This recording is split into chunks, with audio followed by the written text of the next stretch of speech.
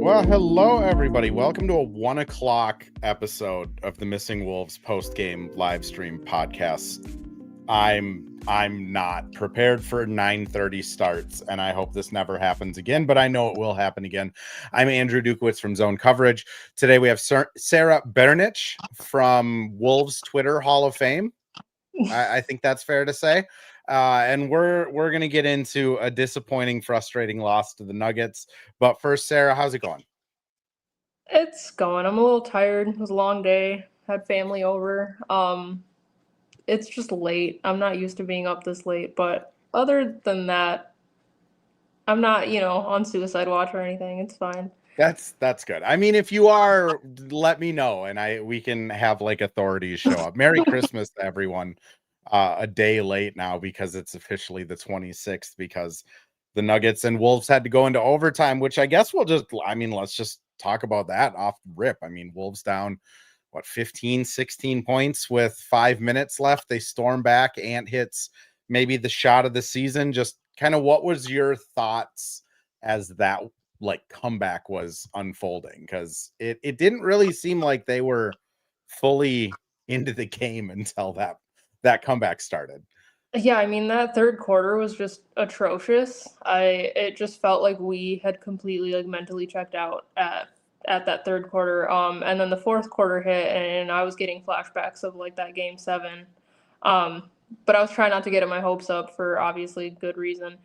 Uh, but it's just frustrating to watch this Wolves team sometimes because they show flashes of what they can be. And it's like, if we could just play that way or with that intensity for a full game, we'd be so much better off. But we just struggle with staying in it. And I get it. It's been a long day. You had the late game, but you just got to be able to string together a full game.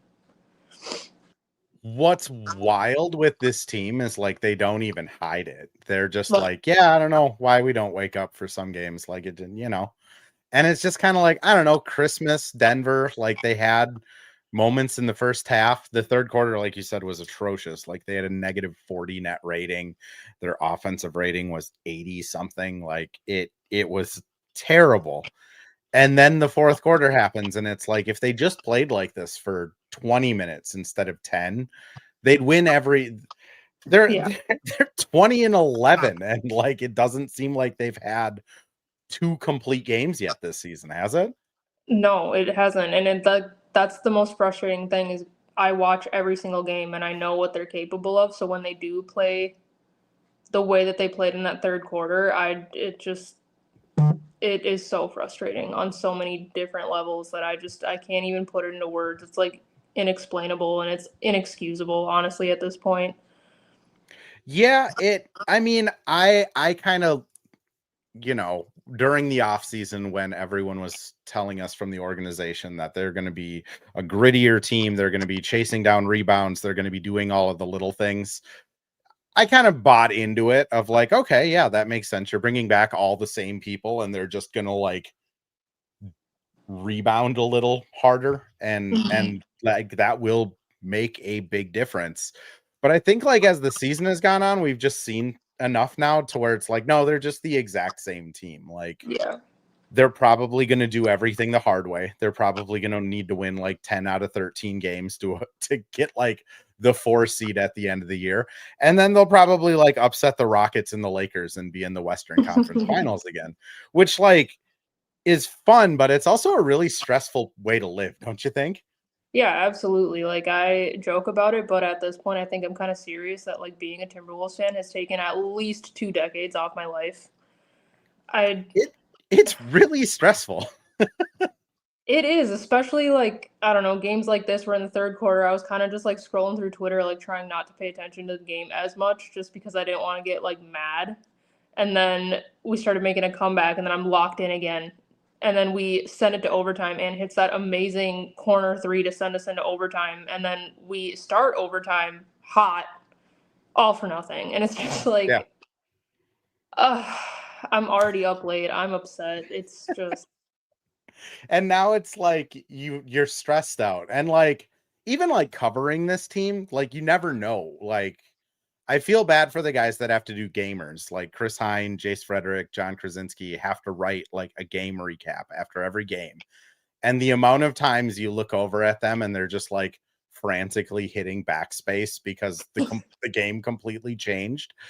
Like it's just irritating, Yeah. which I mean, let's talk about overtime. They jump out to a 9-0 run, and then it's like the wheels just come off. Like Julius shoots one of the worst threes of the season. Ant has like a crazy three. There's the Rudy. If Alyssa Thomas did it, it's fine. But since Rudy did it, it's his sixth foul. And then Dante's like phantom. I don't even know what he did. He just jumped and He literally just played defense. Well, and then Ant gets ejected, too technical. Like we imploded. It was just a disaster. Gordon says good morning greetings from Serbia. He also, I'm assuming, said that in Serbian. Maybe. But also, I'm not going to try and read that, and I'm going to take it off the screen in case it's like a really grotesque insult in Serbian. Anyways, I was trying to read it because the font is really small on my screen, but I can understand. Okay, I'll put it back up there.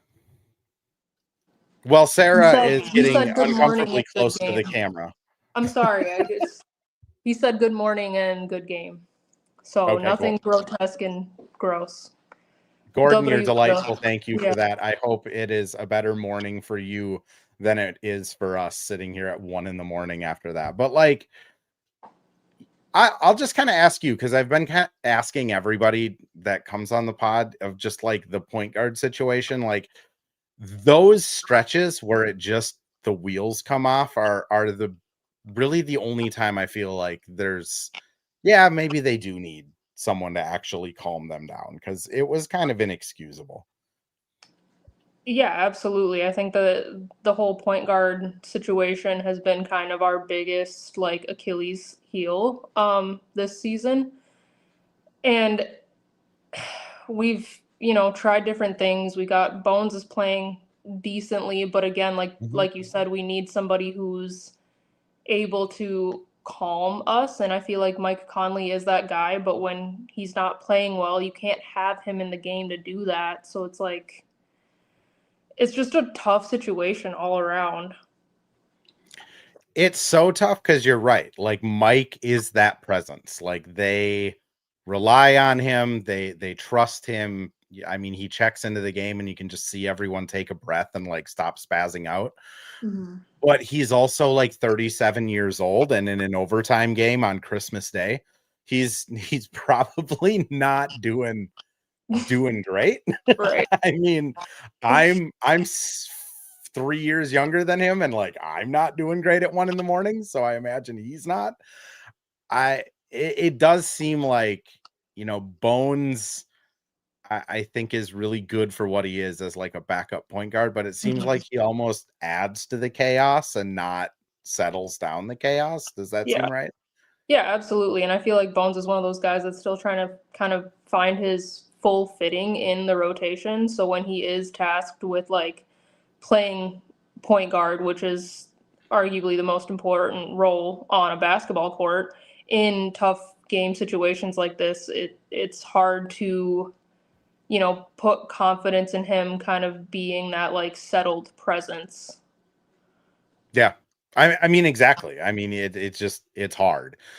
Joseph mentions Western Conference is so tough. They kept going for the kill shot, like 100%. That's Julius's ill-advised three. Like that was them trying to end the game. Ant's three in the overtime. Like that was them trying to end the game. You mentioned they need to just go get a basket. Like again, like I feel like that's 2 years ago, that's where Mike gets the inbound and just runs a pick and roll with Rudy, and they get like a dunk or a foul or something. Godfrey mentions Dante should have just stood there instead of jumping in the air. Oh, well, fun game to watch at least. Yeah, it was fun. I had a good time. I don't disagree with you. Like if Dante stayed planted and just like took the charge, maybe it's different. But also like, I don't know, an airborne 6'3" Dante DiVincenzo versus like a running half speed Jokic. I feel like one of them probably didn't need to fall down. Pure brutality, didn't play for 2 quarters basically and got it close. And then the ref's going to talk about that. And the ref's not going to talk about that.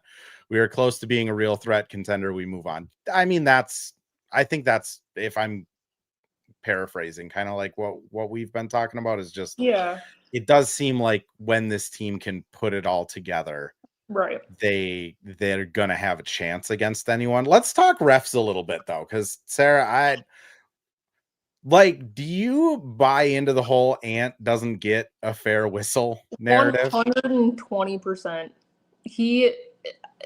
I feel like you have to watch all the Timberwolves games to really fully like grasp how many times Ant goes through contact, and I feel like it's just not fair because he doesn't embellish and he doesn't flop. And I mean, yeah, you can say all you want about him screaming "A ref" every time he goes up, but like I'd rather somebody scream "A ref" than, He hit the doesn't deck clap every time. anymore.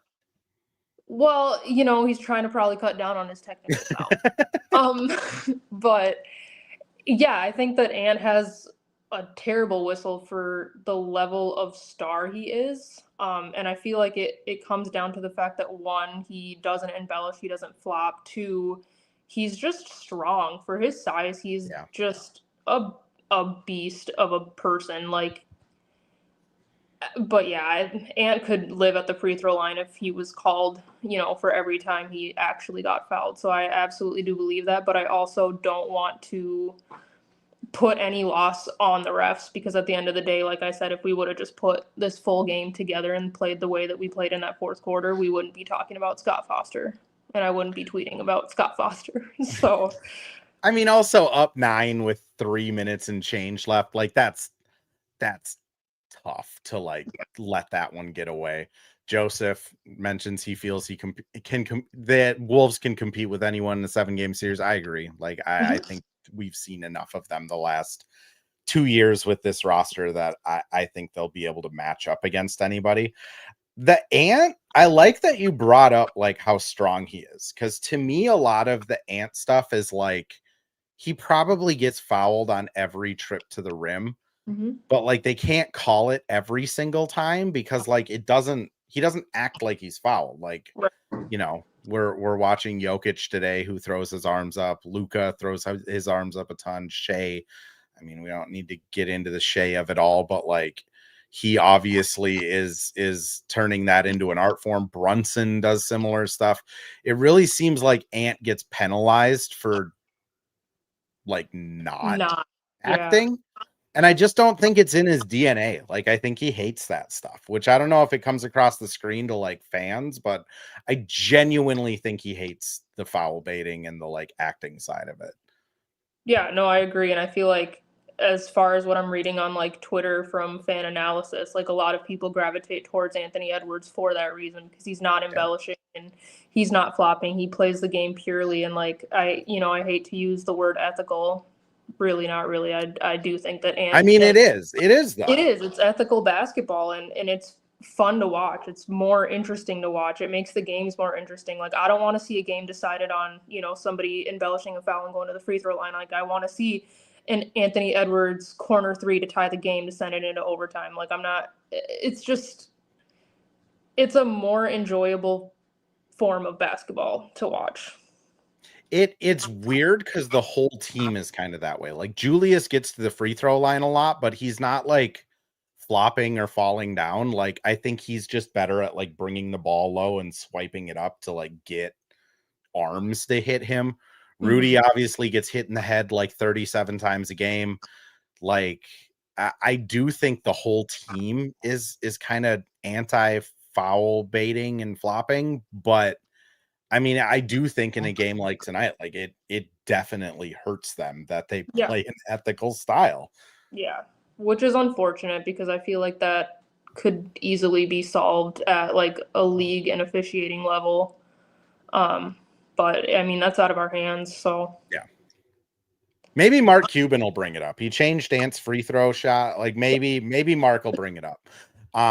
Joseph brings up Finch made a really good defensive changes. McDaniels on Jokic, Anton Murray, Rudy as a roamer. I noticed that too. Loved it.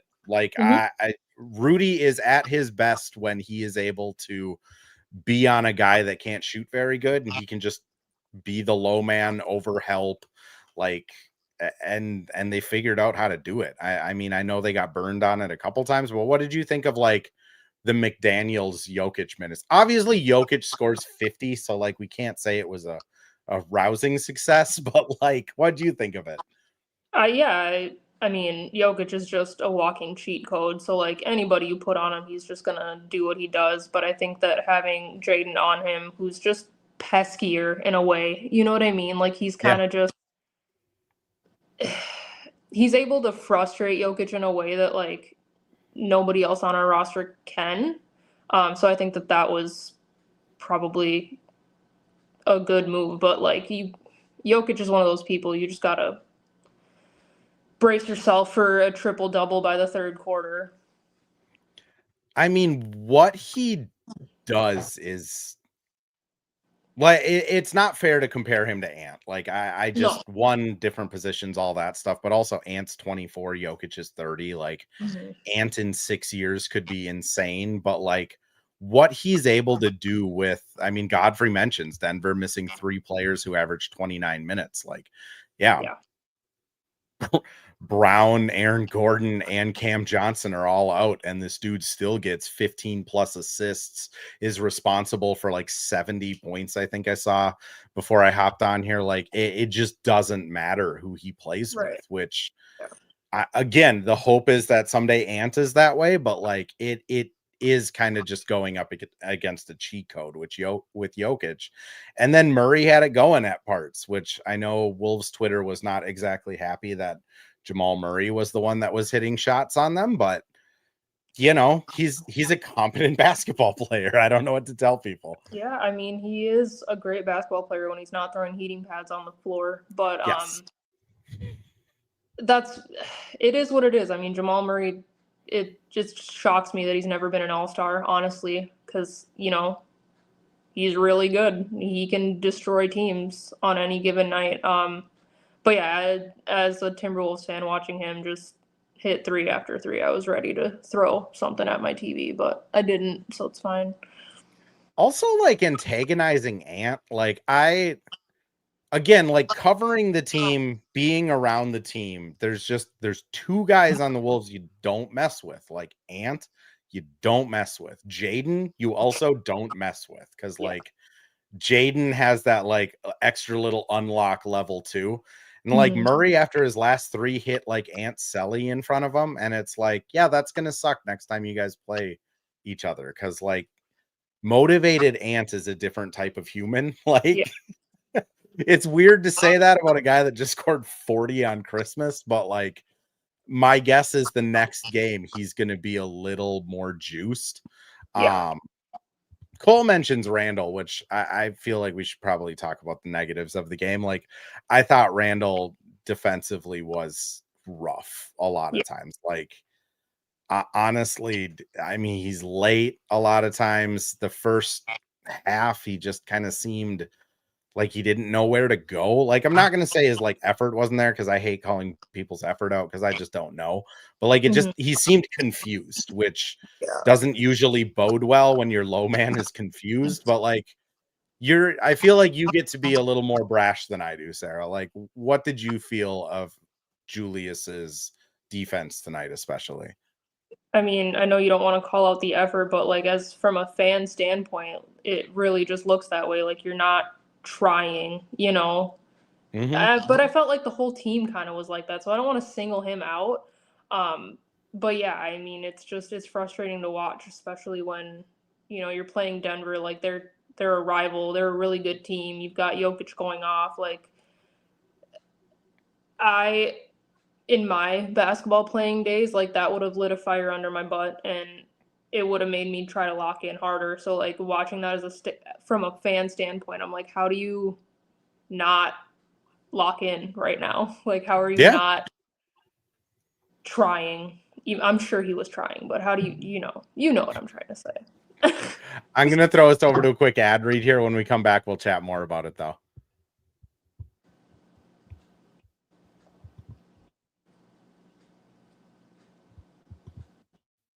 Well, hello. Thank you, Livestream Andrew. This is Ad Read Andrew. And today we have Firehawk Construction and Remodeling, the presenting sponsor for the Missing Links podcast. Firehawk Construction and Remodeling strives to inspire people to follow their ideas, working with respect and understanding to create a quality, tailored result. Firehawk Construction and Remodeling, located in Blaine and serving in the North Metro area, is here to help you with your building and remodeling needs. I can say personally, thanks to Firehawk Construction and Remodeling, I have a beautiful deck in my backyard and countless projects that I started, they finished. Get started on your new deck or remodel today by calling Isaac at 763-710-5686. And we're back with another ad read. This time for Pence Homes, the presenting sponsor of Hitting the Hardwood Network.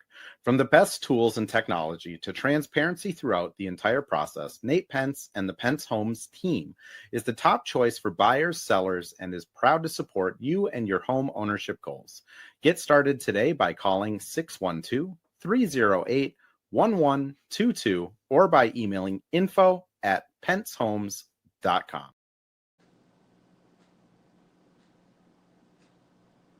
Cole mentions Randall gave up the weed, but he might need an upper or something when playing. I don't know, man. Like some Adderall might not be a bad thing for some of these guys. But also like Julius, it's interesting because he is such a mellow guy for how he plays. Like he's so physical, he's like such a bully out there, but then he's like a very soft-spoken, mellow man, which is just it's interesting. It going back to like the beginning of the game, like Ant came out and had juice, right? Like he comes out, looks like he has it going. Jaden looks engaged. They're passing the ball to Rudy, which is like my number one watch for in the first quarter of like when they're engaged and focused, they usually remember that like, oh yeah, Rudy's on the team. We got to at least like give him a chance to dunk it or kick it into the third row and see how that goes. So like it looked like it was going really well. And then like 8 minutes or so into the first quarter, like it flipped. Like I don't know if they just like lost interest. I don't know if they just, shot wasn't falling, so they were getting frustrated. I don't know if Jokic just scoring 18 in the first quarter kind of broke their brains of like, what do we do? But like it is kind of like what you were saying. Like it's so weird that like a Christmas Day game, the energy level doesn't seem to be there for like a big portion of it. And then they just turn it on, which when they turn it on, it looks awesome. Like it's, going from down 15 in the fourth to up 9 in overtime in a matter of like 10 in-game minutes. Like again, like as somebody who's covering it, it's frustrating. As like a fan of basketball, it's frustrating. And then when you're playing a team like the Nuggets, it's again just like they're able to get back into this game just by like turning that switch on, which my argument has always been like, guys, if you just turn it on in the first quarter, you don't have to play the fourth quarter. But it almost seems like they need their back up against the wall, doesn't it? Yeah. That's like one thing that's been frustrating about the Timberwolves for a while now is we tend to, number one, play down to our competition. So when we're playing a team that we should beat by 30, we make it close and sometimes we lose. But then also like once we feel like we're at like a comfortable distance away, like if we're up 15 or up 10 double digits close to the end of the game, we kind of like let our foot off the gas, and it's like it's just frustrating. It's I have no other word for it than frustrating. It's frustrating, and then like I say, like the team is so openly aware of it. Like Finch last year like joked like, oh, it's like Groundhog's Day. We come in here and we just, every single night this happens, which I mean, Cole brings up, asking if a trade is brewing. Before we get into that quickly, I just want to ask you, like, what's your gut feeling on what this is? Because I feel like a lot of people go out and blame Finch on it. I am biased because I get to talk to Finch multiple times a week, and like I don't think it's on him. Other people blame it on Ant, like being a leader. Other people, it's the culture. Tim Connolly needs to go. Like, what's kind of your gut feeling on it, though? I feel like I hate to fall into those, Chris Finch needs to go people group, but I feel like as a coach, you almost need to have your team kind of trained into having the mindset of, you know, we can't let our foot off the gas. We always have to play with this level of intensity. We always have to stay focused. And I feel like that's such a lapse for us so frequently that like it almost has to come down to like a leadership level, whether that be Ant, whether that be Chris Finch. I mean, it's just at this point for this team to have been together for all of last season, for all of this season thus far, and to still not have like that understanding of like needing to be locked in 100% of the time, no matter who you're playing, no matter where you're playing, no matter what time you're playing, no matter who the personnel on the floor is, to have that unity of, we're doing this and this is our ultimate goal and it doesn't matter who's scoring. We just have to lock in as a team. And I feel like what happens to us is when we lax on defense, our offense, obviously it's not going to go well. So I feel like for us, our defense leads to our offense. And when we're not locked in on defense, then we are just a lost cause. I So, honestly like that's again, like that's what all the coaching staff says. That's what like the Mikes and the Rudies, the kind of leaders of it. Like, Joseph asked in the chat, like, how do you fix it? I think that's the tough part for them this year, because it's like if you get rid of Finch, like Michael Malone comes in, like he's like Finch, I think gets like the perception that he's not a very fiery guy. Like you can hear him from the press room some yeah. days. He's yelling so loud in the locker room. Like that dude like reams these guys. So like I don't know if like bringing in just a more public facing angry Chris Finch and Mike Malone helps. Like, Brutality mentions Mike and Nori impressed them. Like Yeah. probably nothing's changing if it's Mike and Nori. Like it's going to be the same system, the same. Like Micah's voice carries a lot of weight. Like he's kind of their offensive coordinator. It's just, to me, it kind of starts with the players of needing to come in prepared, and I think they have guys that do that, like Rudy. I mean, look at every game of Rudy's Yeah. last like 7 years. Like the dude is genuinely and generally locked in, ready to go. But Yeah. like no one really listens to Rudy. Like if Rudy's like, "Hey guys, we got to get this going," everyone's like, "Yeah, all right, Rudy, like go over there." Mike is always locked in, but now Mike's just another year older and a role Yeah. player, and it is what it is. So then it comes down to like Ant, Julius, Jaden, Nas, and I think all four of those guys are pretty, you know, might have played Call of Duty up too late Yeah. last night, which, Delulu, shout out Delulu, Twitter legend, could be immaturity. 100%. That's kind of what I'm saying is, it could be 4 years from now. None of this is a problem. And we all look back at it of just like, man, it was so frustrating when these guys were together. But I mean, I know when I was 24, I wasn't locked in at my day job every day. Right. No, I feel like part of it too, the reason that like a lot of people like Mike Nori, I mean, aside from his personality and just being a funny, cool dude, like he is a little more level-headed than a lot of the people on our roster and a lot of people in the locker room in general. Yeah. So, I mean, maybe the team responds better to that level-headedness. I know that Chris Finch is like a hothead. Like you said, he screams at them, he gets on their butts, but like maybe they need a little bit of calm level-headedness because a lot of those players too are, all over the place and kind of need that voice to be like, hey, chill out. This is the this is the game plan, just execute it, period. Yeah. Because right now, like, again, like Finch, I do think it runs a little more on the hot side. Like if people are making mistakes, he's not afraid to pull them or chew them out or anything like that. Right now, like the level-headed guy is Mike. Like Mike's the guy that takes people aside on the bench and is like, "Hey, this is what's going on." Which, I mean, you could be right that that's what they need. Brutality just mentions Rudy is overhated a lot of times, not gonna lie.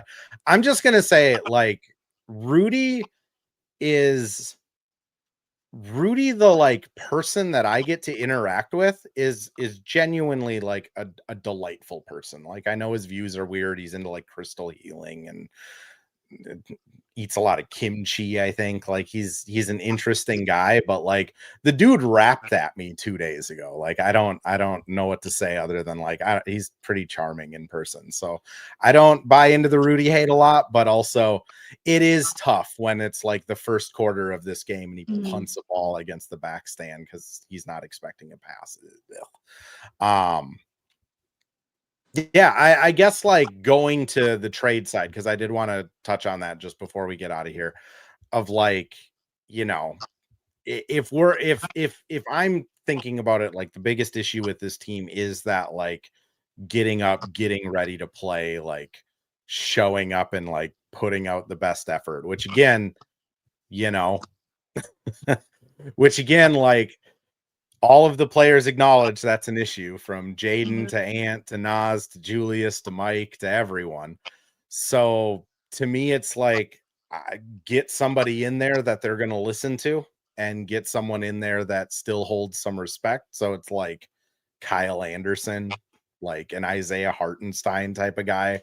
Yeah. Like, I don't know if they need to make like this big swing and get like a Trae Young, Ja Morant, but like just get another stabilizing person in there. So now it's maybe you have 4 guys that are locked in every night and 4 guys that aren't locked in every night, and it's balanced. But what's your thought on like trade deadline? Because we are officially to the time period where almost everyone in the league can get traded. I think January 15th is the day everyone's available. Yeah, I mean, I feel like it's hard to say just because, like I said earlier, when this team is firing on all cylinders, like we genuinely look like a contender. But and in those instances, it's hard to like be like, yo, I want to trade this person because, I romanticize my Minnesota Timberwolves. I love that team. And even as a known Rudy hater, I can agree that Rudy gets way too much hate. And he is essential to the team. So it's like, who do we give up? Yeah. For Randall what like we're actually able to likes get. living here, so that would be a bummer if we trade a guy that's like, I actually like living in the suburbs of Minnesota.